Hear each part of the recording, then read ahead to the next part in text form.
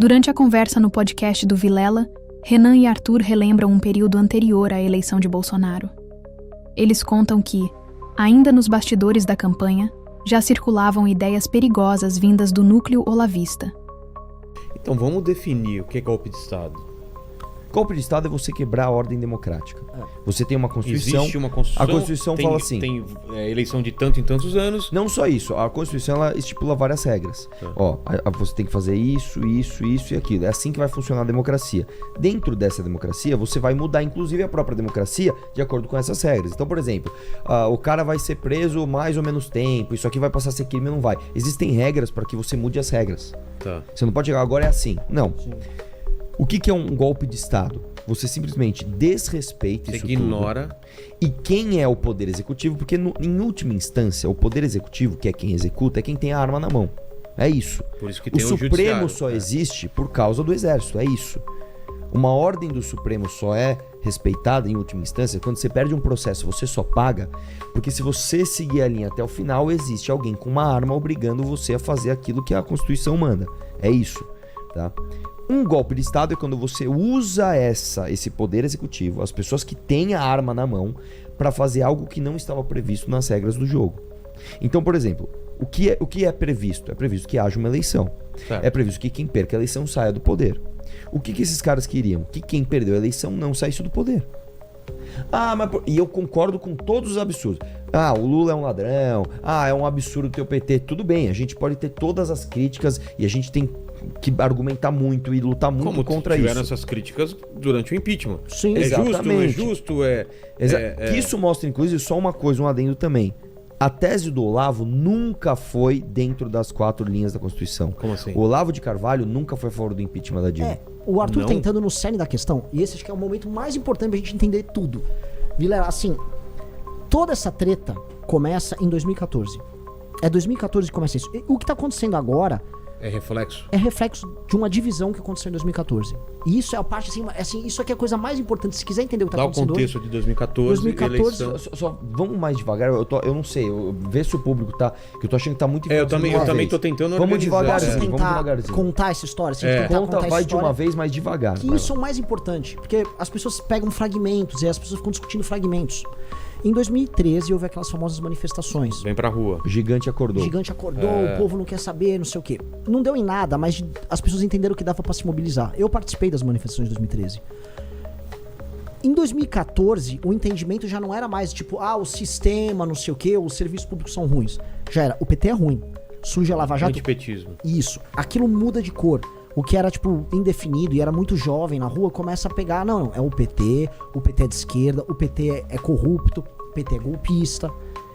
Existem as eleições, o Aécio perde por pouco, muita gente fala que essa eleição foi fraudada, como a Dilma ganhou, sabendo que ela usou os correios naquelas eleições de forma criminosa, teve um monte de coisa acontecendo naquele processo. E ali a gente organizou, foi a primeira vez que o MBL surge ali, a gente convocou uma manifestação no dia 1º de novembro de 2014, e na semana seguinte à eleição, falando, somos contra o PT, temos que lutar, temos que defender a Lava Jato, que o PT vai pra cima da Lava Jato. A gente nem pedia impeachment naquela época. E ali, naquele mesmo dia, foi um cara, marido da Carla Zambelli, ele levou um caminhão de som pedindo intervenção militar. E a gente brigou, nós brigamos. Rolou. Desde aquela época, então? Exato.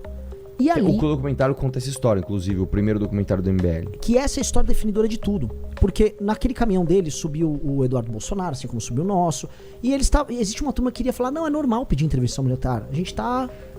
E ali o jogo começou porque o Olavo de Carvalho, que era o pai dessa direita que estava nascendo e que era um intelectual dissidente, que a imprensa não dava mais espaço, era um cara também difícil, mas era um cara muito inteligente. E o Olavo propôs para todo mundo que participou daquela manifestação, vamos montar um comando geral, uma turma pede impeachment, tipo assim, MBL quer pedir impeachment? Peça.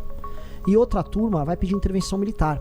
E nós vamos fazer um jogo que eles chamam de estímulo contraditório. Você coloca teses conflitantes na cabeça das pessoas e o próprio militante fica operando de maneira contraditória com isso. Então você defende a intervenção militar e você pode pedir o impeachment. Naquela época a gente estava montando o MBL. Mas por que isso faz sentido? Vai Porque devagar. o Olavo sempre quis dar este golpe de Estado. O Olavo era defensor de uma tese de uma revolução popular que derrubasse o que ele chama de estamento burocrático, o establishment, que são as oligarquias que administram o Brasil, e ele está certo. A culpa desse problema todo são das oligarquias, que criaram a própria Constituição de 88. Só uma, calma. Ele está certo em partes, calma. Não. Ele está certo na análise de que essa oligarquia é uma oligarquia ilegítima e corrupta que vive de roubar a gente. Tá. Ponto. Ele está certo disso. No diagnóstico de um problema. No diagnóstico. O que ele propõe era uma revolução popular aos moldes do que eles achavam que aconteceu na Ucrânia, em que as pessoas invadiriam os prédios públicos, iam fazer igual fizeram dia 8 de janeiro, e as pessoas iam tomar o poder, e aí o povo ia criar, inclusive, conselhos e assembleias, e aí você ia instituir um novo tipo de poder no Brasil. Isso era o plano a médio e longo prazo dele. Curto prazo. Curto prazo? Ele achava que a força motriz do impeachment da Dilma tinha que ser este pedido. Ah, tá. E as ruas deveriam conduzir isso. As ruas deveriam pressionar o poder e não parar no impeachment. Porque o impeachment, na cabeça dele, era entregar o poder para as raposas ou para esse velho sistema político que estava instalado lá. A gente falou, gente, a gente não vai dar um golpe de Estado aqui. Eu não tô montando um movimento pra mudar um golpe de Estado, porque o golpe de Estado é igual uma flecha que você dispara. Quando você soltou a flecha, você não sabe onde ela vai chegar. Você pode até mirar em algum lugar. Você nunca sabe o que vai acontecer. É uma bala perdida num tiroteio. É um processo que ganha vida própria. E naquele processo a gente falou, olha, tem forças armadas aqui no jogo, tem o PT estruturado aqui no jogo. Quem somos nós? Vamos defender o impeachment institucional. E a nossa tese foi impeachment, uma vitória institucional, tirar o PT do poder e criar lideranças... Dentro das regras. Dentro das regras. Vitória dentro das regras. E era o que a gente defendia. Era o que foi mainstream entre 2014 e 2016. E o Olavo brigou com a gente. Nós sofremos um cancelamento em 2015, porque os olavistas, na época... Não, o MBL se vendeu. O MBL Mas acusando do quê? De nós, por exemplo, nos vendemos. Por exemplo, Michel Temer comprou o MBL. O Fernando Henrique comprou o MBL para o MBL fazer com que as ruas defendessem o impeachment e não a revolução popular. E aí, os olavistas, eles perderam essa disputa com a gente, porque o impeachment aconteceu e as ruas foram pro impeachment, e a gente precisava ter uma vitória sobre o PT, e foi bom o impeachment, foi dentro da lei, foi correto. E essa turma ficou marginalizada, e ela começou vamos chamar os caminhoneiros. Essa turma ficou desenvolvendo essas teses golpistas, procurando uma espécie de líder. Em 2017, depois já do impeachment, essa turma se funde ao Bolsonaro, que era um nome em ascensão. O Bolsonaro já tinha no começo de 2017 coisa de 10% de intenção de voto para presidente. Por que ele não outro? Porque naquele momento ele era o único. Não teve outra opção? Não, aí existe uma parada também que é assim, é uma aleatoriedade daquilo que pode dar certo. E o Bolsonaro, e eu acho que é uma coisa quase que casuística, né? Você pega os vídeos dele lá, de antigos, não eram vídeos dessa época. Isso é uma coisa engraçada. O Bolsonaro viralizou em 2014, não com quem ele era naquele momento.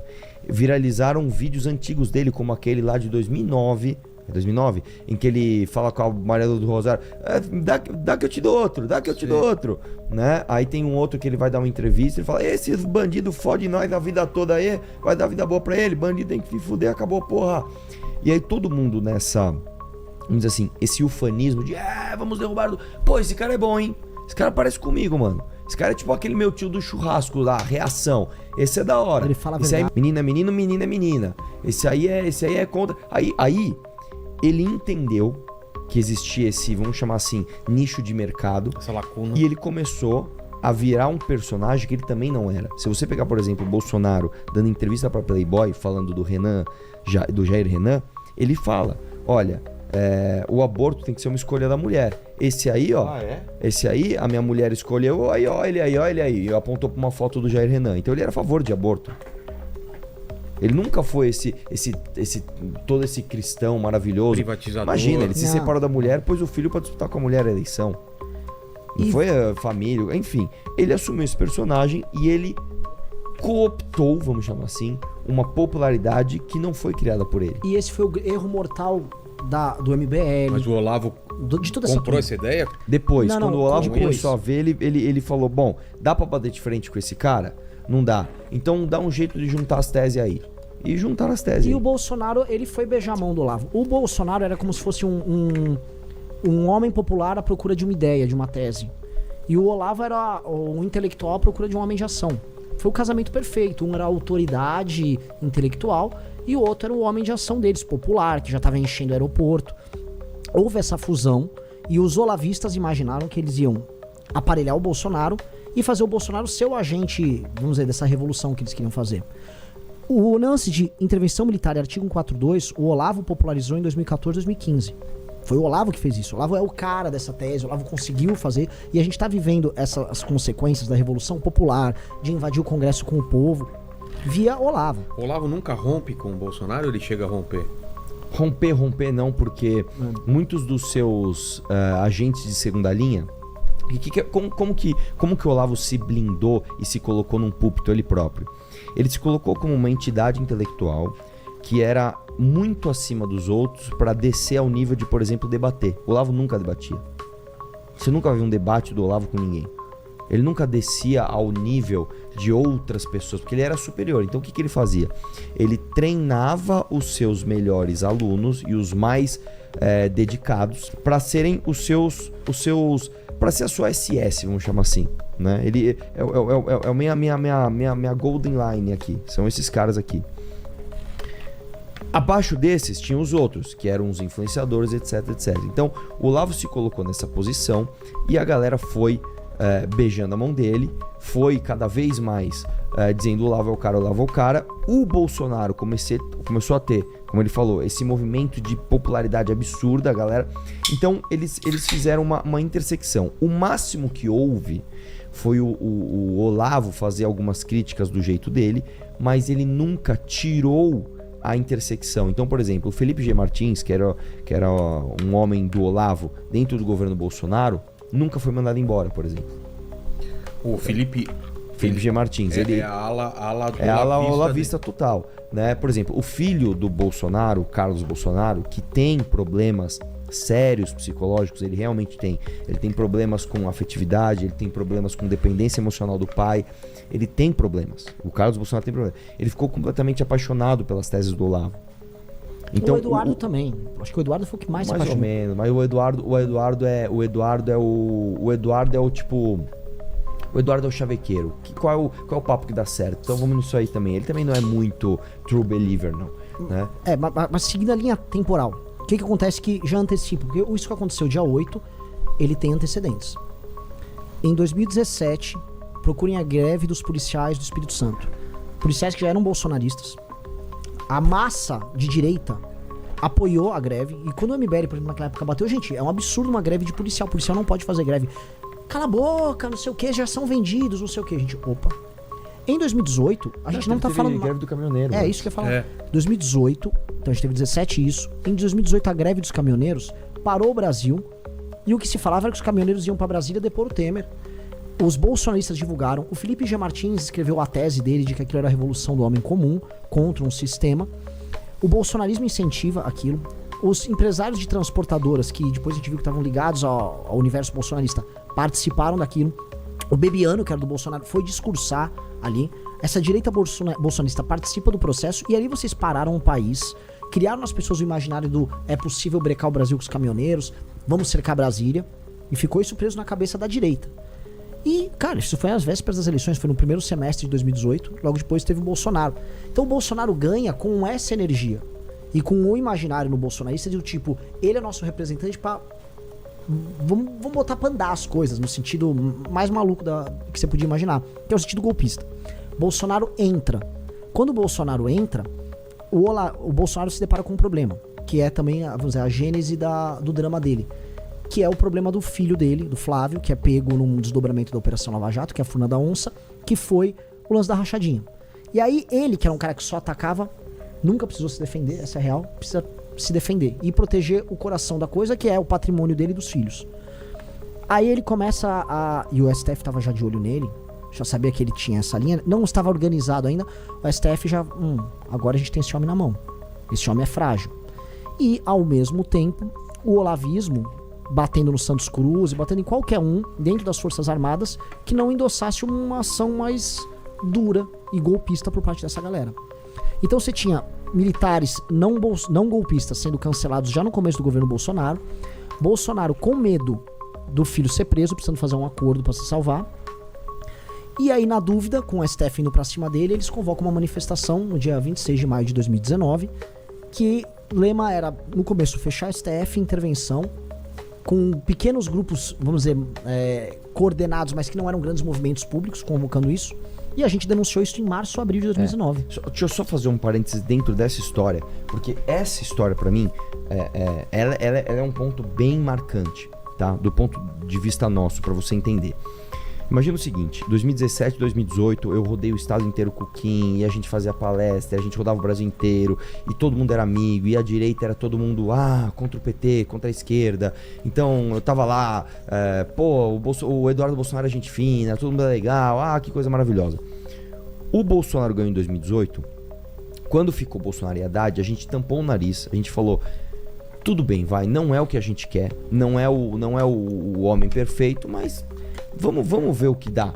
Talvez o Bolsonaro esteja indo pro lado certo. Talvez o Bolsonaro, ele chamou o pessoal da Lava Jato, chamou o Paulo Guedes, que a gente acreditava que eram liberais. Talvez o Bolsonaro esteja cedendo, né, dentro das maluquices dele, ainda que por interesse próprio, a um discurso que é o que a gente realmente acredita, né? De combate à corrupção e agenda liberal. Isso estou falando em 2018. Bolsonaro ganha, inicia o governo em 2019, falando em reforma da Previdência. A gente, cara, tá tudo ótimo, olha que maravilha. A direita está unida, brigando por pautas de direita.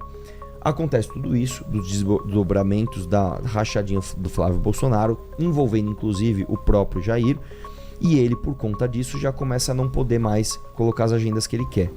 Quando teve essa manifestação, né, em maio de 2019, isso pouca gente sabe. A gente estava no meio da articulação da reforma da Previdência, e o Kim estava trabalhando demais por essa reforma. Kim estava trabalhando muito, né?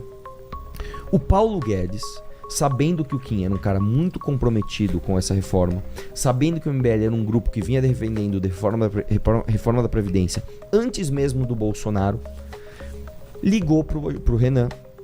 Renan, essa manifestação vai atrapalhar a nossa pauta, cara. Vocês precisam desarticular essa manifestação. Manifestação pró-governo, com essa margem de maluquices, fechar Congresso, fechar STF, isso vai nos atrapalhar na articulação. Não, contra o governo. Pró-governo. Era uma manifestação em maio de 2019. Já era governo. Pró-governo. Vocês têm que desarticular isso. Não é bom uma manifestação agora. O que eu fiz? Eu, pessoalmente, que eu sempre fui o mais... fala com todo mundo, seja amigo de todo mundo. Liguei pra um monte de gente. Inclusive, um dos nomes que eu sempre falo, eu sempre cito, que é um dos mais covardes que tem, eu liguei pro Coppola. Coppola, isso. Ele, cara, entendo totalmente.